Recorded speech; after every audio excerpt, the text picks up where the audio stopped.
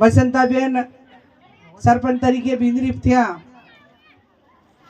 એમને પોતે સ્વાગત કર્યું એટલે હવે એવું લાગે છે કે વતીવાળું હવે ધીમે ધીમે ઓછું થાય છે અને સ્વતંત્ર રીતે મહિલાઓ વહીવટ કરે એવી આ વર્તમાન સમયની માગ છે. અને એ પ્રમાણે ઉમેદવારો પણ હવે એવા જ આપણે રાખવા પડશે કે જે સેપરેટ રીતે વહીવટ કરી શકે.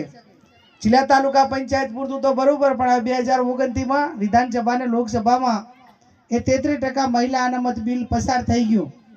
એટલે હવે સંસદ સભ્યમાં અને વિધાનસભામાં વતીમાં નહીં ચાલે. એટલે નવી પેઢી શિક્ષિત બને અને પોતે જાતે સક્ષમ બનીને તમામ જે ક્ષેત્રમાં છે એ વહીવટ માટે સક્ષમ બને એવી આપણે સૌને પ્રેરણા પૂરી પાડીએ. પ્રતાપજી અને એમના ટેકેદારોનો, એમના પરિવારનો બધાનો ખૂબ આભાર, સાથે ગામનો આભાર માનવો પડે.